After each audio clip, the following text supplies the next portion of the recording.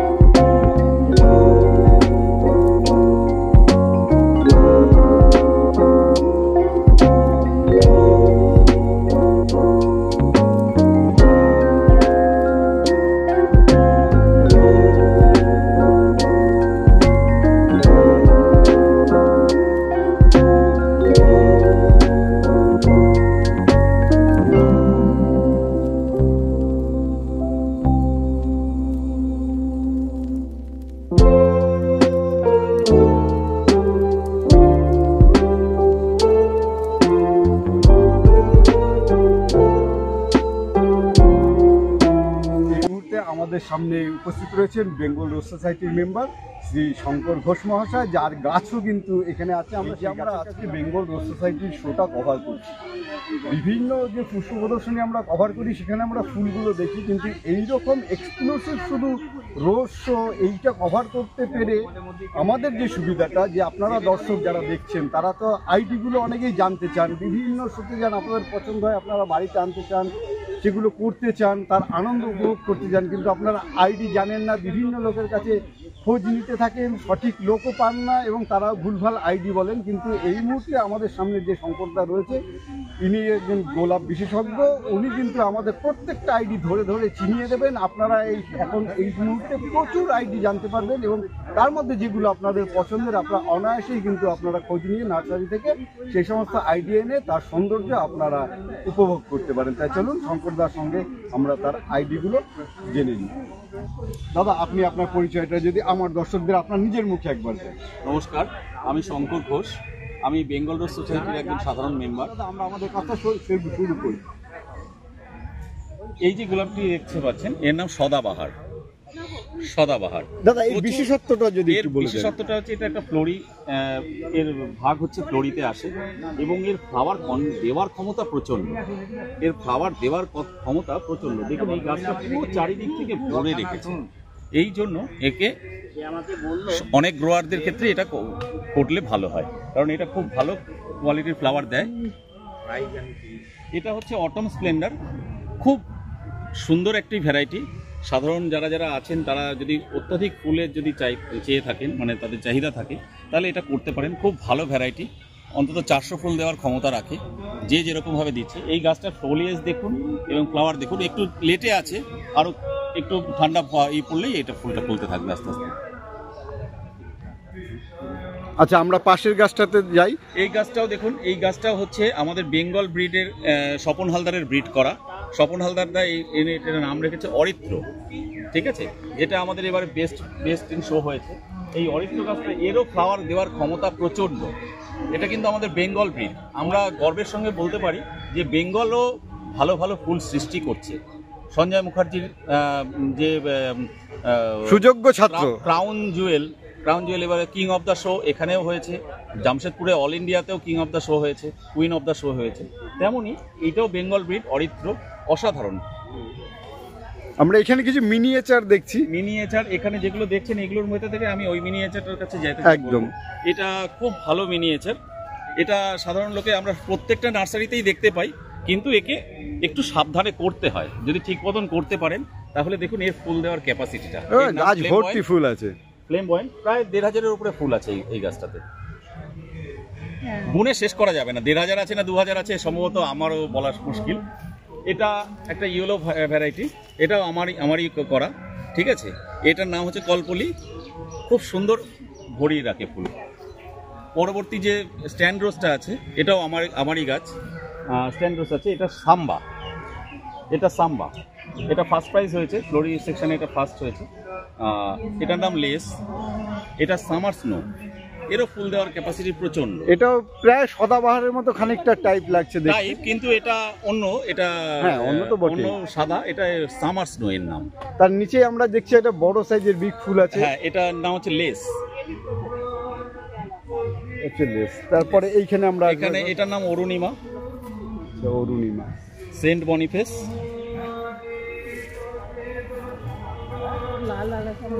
এবারে এই হচ্ছে আমাদের বেস্ট ইন শো। আচ্ছা, এইটা এবার বেস্ট ইন শো হয়েছে। প্রবীর মুখার্জি দাদা এই গাছটা ফেলেছেন। এটা হচ্ছে আপনার অরিত্র, সম্পন্দারের সৃষ্টি করা। সেই অরিত্রকে প্রবীর মুখার্জি এই রূপ দিয়েছেন। এই গাছটা আছে, এটার নাম ফ্যান্টাসিয়া। এটা স্বপন হালদারের গাছ, বোর্ড টানানোই আছে, দেখতে পাচ্ছেন। হ্যাঁ, স্বপন হালদার গাছ, এটা ফ্যান্টাসিয়া এর নাম। এটা ফ্যান্টাসিয়া। এটা ব্লুমিং টিন, মানে আমাদের এই সহ একই এসের জন্য তারা কিঙ্কর ভট্টাচার্য এবং আরও অনেকে আছেন, তারাই এটা করেছেন। এটা K19, এটা K19। এটা যে ব্রিডটা আছে এই ব্রিডটা হচ্ছে সিদ্ধার্থ শর্মার ব্রিড করা। এটার নাম হচ্ছে ঝর্ণা। এটাও আমাদের বেঙ্গল ব্রিড কিন্তু, ঠিক আছে। গাছটা অসাধারণ, এটা বেঙ্গল ব্রিডের হিসাবেই পড়েছে এখানে, ইন্ডিয়ান ব্রিডের মধ্যে। পরেরটা আসছি, এটা স্বপনদার সৃষ্টি, এটা কোভিড ওয়ারিয়র। খুব সুন্দর। মানে এটা কি কোভিডের সময় ব্রিড কোভিডের হয়েছে? সময় ব্রিড হয়েছে এবং সেই সময় ও সাকসেস নেওয়া শুরু করেছে গাছটা, সেই কারণে এটা স্বপনদার নামকরণ করেছিল কোভিড ওয়ারিয়ার। এবং গাছটার শেপ এবং ফুলের গঠন কত সুন্দর দেখুন একদম। পরবর্তীকালে এটা স্বপনদার নিজস্ব গাছ মোনালিসা। গাছটার সাইজ এবং দেখতেই পাচ্ছেন বিশাল ভলিউম। বিশাল ভলিউম। পরবর্তী যে গাছটা এটা হচ্ছে আপনার পিচ অ্যাভালেন্স, একটু ওভার হয়ে গেছে যার জন্য এটা মূর্ছে গেছে একটু। এর পরেরটা আসছি, এটার নাম বিউটি ফ্রম উইদিন। বাহ, অসাধারণ ফুল, বিউটি অসাধারণ ফুল এবং গাছটিও অসাধারণ। এরপরে যে গাছটা যে আসছি, প্রবীর মুখার্জি দাদার গাছটা, যার সম্বন্ধে এক্ষুনি শুনলেন, এই গাছটা গত বছর বেস্ট ইন শো হয়েছিল। আচ্ছা, আজকে যেটা বেস্ট ইন শো অরিত্র দেখলেন, গত বছর এটা বেস্ট ইন শো হয়েছিল, কিন্তু এই বছর থার্ড প্রাইজ পেয়েছে। তার কারণ আছে দেখুন, গাছটার এত সুন্দর ভলিউম, কিন্তু তবুও বেঙ্গল রোজ সোসাইটি মানে চুলে চুলে বিচার হয়, মানে চুলচেরা বিচার যেটা বলে না, এখানে কম্পিটিশনটা কি লেভেলের হয় সেটা বোঝানোর জন্য এই কথা বললাম। গত বছর এই বেস্ট ইন শো হয়েছে, এই বছরও এত ফুল নিয়ে দাঁড়িয়ে আছে, কিন্তু তবুও এই থার্ড পজিশনে এসেছে। মানে এইটাই হচ্ছে পিচ অ্যাভিলেন্স। রাইট, পিচ অ্যাভালেন্স। এর পরেরটা হচ্ছে বাউন্ড বিউটি, অসাধারণ ফুল।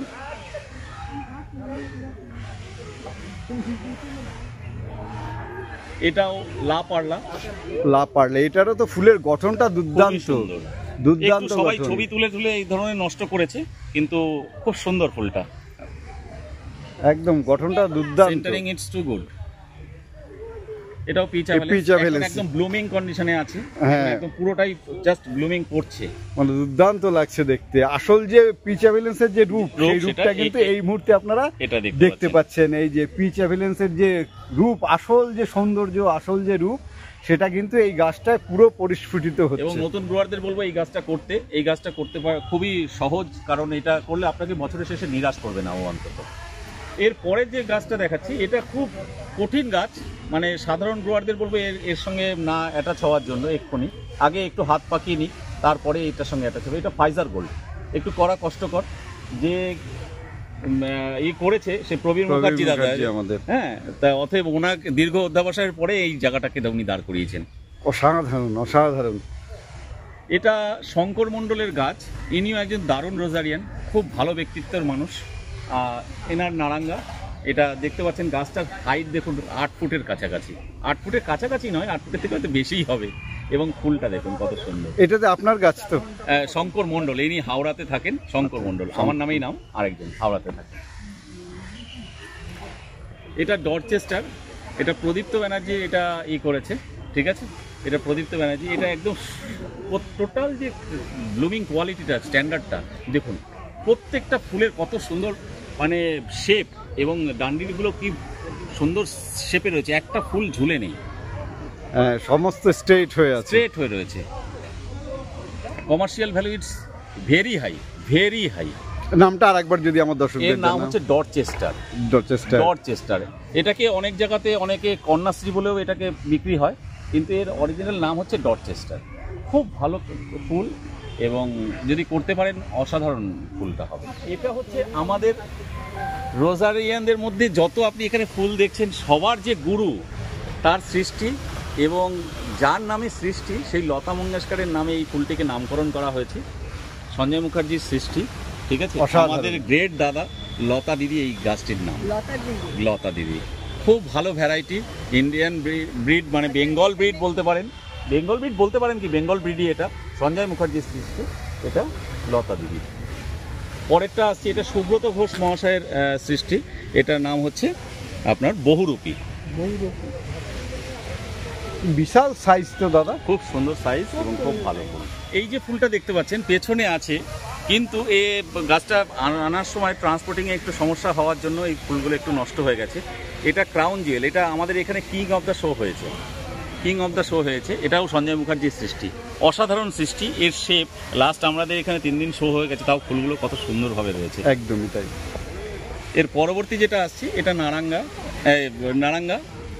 পেছনেরটা হচ্ছে আপনার মাহিরাজ, আচ্ছা, পিচ অ্যাভিলেন্স আর মাহিরাজ অনেকটা একই রকম একই আমি রকম, দেখতে পাচ্ছি। কালার আলাদা। কালারটা একটু আলাদা এবং সাদা চোখে কিন্তু দেখা খুব মুশকিল। আপনাদের মতো এক্সপার্ট না হলে আমার দর্শক যারা দেখছে তারাও হয়তো ভুল করতে পারেন পিচ অ্যাভিলেন্স আর এই ফুলটা। অসাধারণ। পরবর্তীটাতে আসবো, এটা সুইট অ্যাভালেন্স, যে অ্যাভালেন্স গ্রুপের গাছ করতে বললাম, এটাও সে তার মধ্যে একটি। যে যদি আপনারা ভ্যারাইটি খুঁজতে চান কালার হিসাবে, সেক্ষেত্রে যেমন পিচ অ্যাভালেন্স খুব সহজ গাছ, সেক্ষেত্রে আপনি সুইট অ্যাভালেন্সও করতে পারেন, অ্যাভালেন্স গ্রুপের গাছগুলো করতে পারেন। একমাত্র হোয়াইট অ্যাভালেন্স খুলতে একটু সময় নেয়, বাদ বাকি পিচ সুইট আপনি করতেই পারেন। সাধারণ গোয়ারদের ক্ষেত্রে খুব ভালো গাছ। পেছনেটা হচ্ছে সোলারি ইয়েলো ফুলের মধ্যে, এটা আমরা আগেও একবার দেখলাম, বিউটি ফ্রম উইদিন। এটা 3 এই টিনাকে, এটাও তো মানে অসাধারণ ফুল ফোটে, পুরো গাছ ভর্তি এবং বিশাল বিশাল ফুল। খুব সহজভাবে করা যায়, এবং এটাও প্রবীরদার ফুল গাছ। হ্যাঁ, সহজভাবে করা যায়। আমরা একটু এই দিকটায় আসবো। হ্যাঁ, এই যে পেছনে যেটা দেখি, আমেরিকান ড্রিম, এই ফুলের কালারটা তো দুর্দান্ত। এটা হচ্ছে রকস্টার। রকস্টার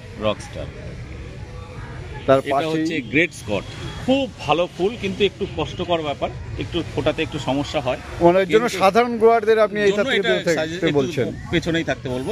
খুব সহজে এটা করা যাবে যে এরকম ব্যাপারটা, কিন্তু করে, অনেকেই করে, কিন্তু এর অনেকগুলো কঠিন মানে সমস্যার মধ্যেও পড়তে হয় তাদেরকে। আর ওটা হচ্ছে বিগ রেড। অসাধারণ।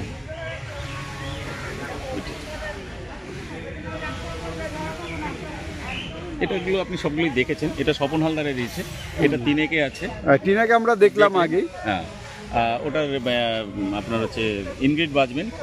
এই ইনগ্রিড বাজম্যান, এই ফুলটা কিন্তু আমার ভীষণ পছন্দের একটা ফুল। এটা গাছ ভর্তি ফুল হয় এবং আপনারা হয়তো স্বপনদার ভিডিও যারা দেখেছেন সেখানে আমি দেখিয়েছি। বাদ বাকি ভ্যারাইটিগুলো আপনি দেখেছেন। এটা যেমন একটা শিওন, এটা কি সাধারণ গোড়ারা করতে পারবে?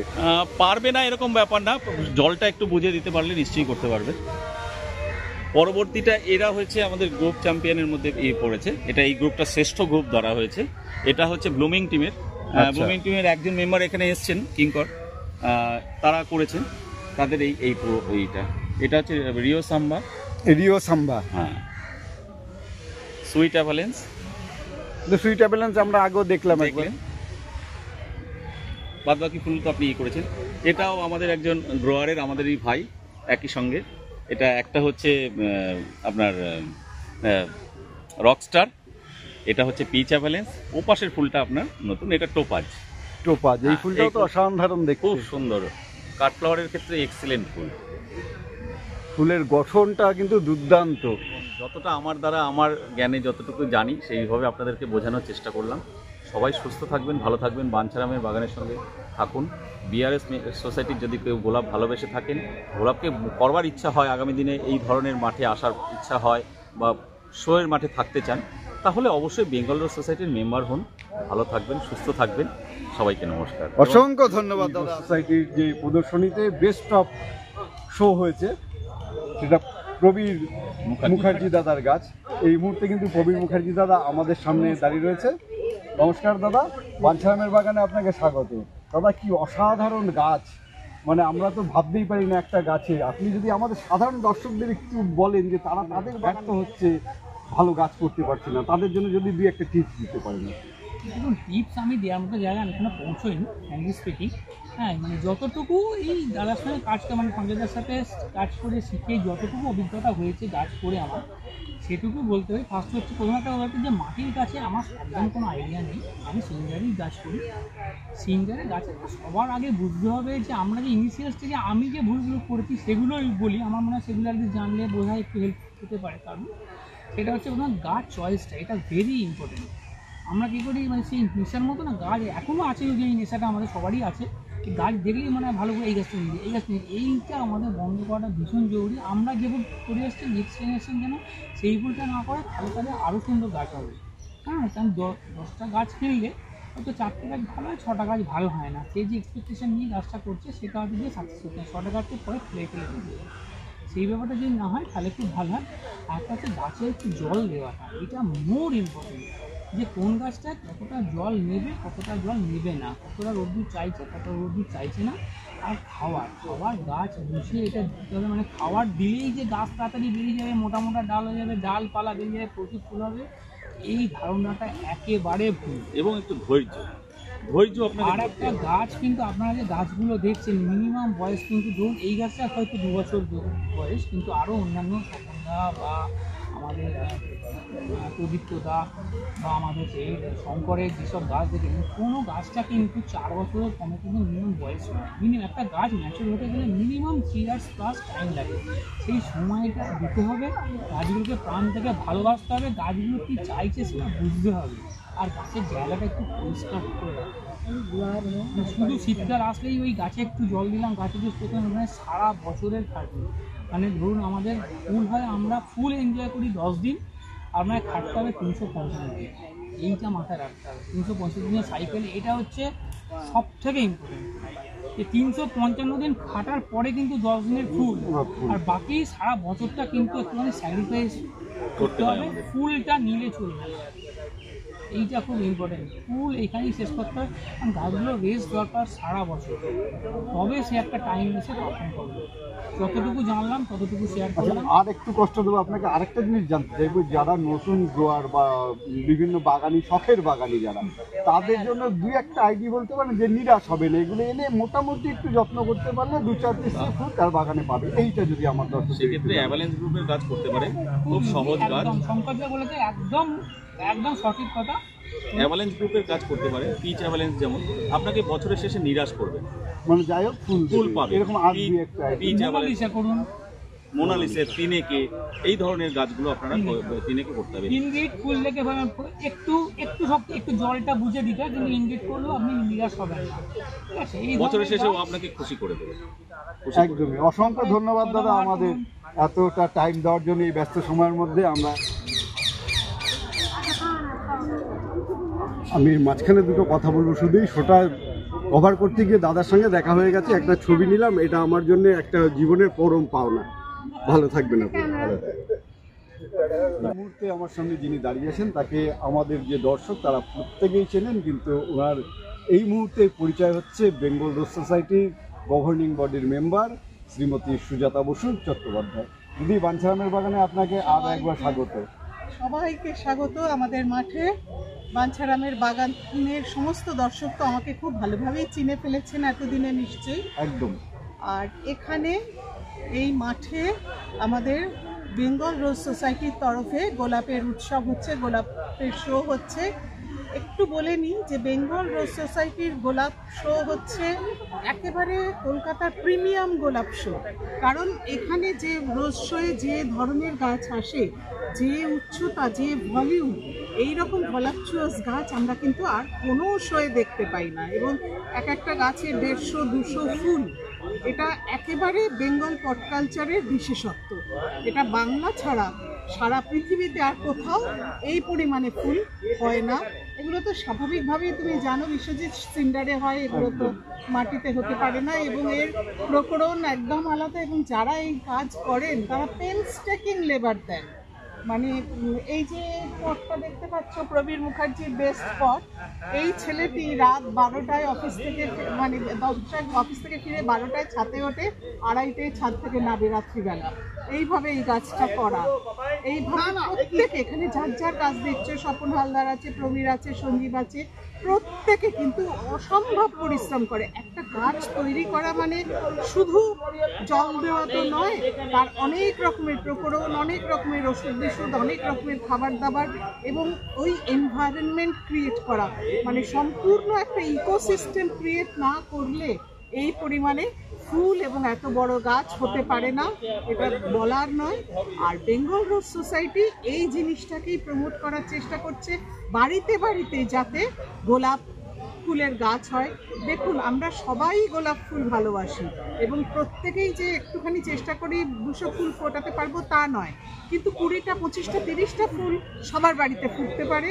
এবং বেঙ্গল রোজ সোসাইটি এটা প্রমিস করে যে বেঙ্গল রোজ সোসাইটির মধ্যে যারা আসবেন তারা অন্তত 30টা ফুল একটা গাছে ফোটাতে পারবেন। সেই মতো তাদেরকে আমরা যাবতীয় ট্রেনিং দেওয়ার যে ব্যবস্থা তা আছে। আর তাছাড়া বিশ্বজিতের বাঞ্ছারামের বাগান তো একেবারে দারুণ দারুণ সেমিনারের আয়োজন করে, সেই সেমিনারেও আমরা শেখাই।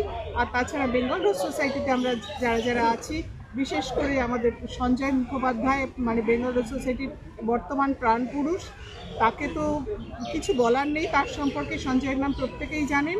এই সব বড় বড় গাছের পেছনে তার শিক্ষা একেবারে অনস্বীকার্য। সুতরাং আমি প্রত্যেককে বলবো যে আপনারা আমার সঙ্গে যোগাযোগ করুন, বেঙ্গল রোজ সোসাইটির মেম্বার হন।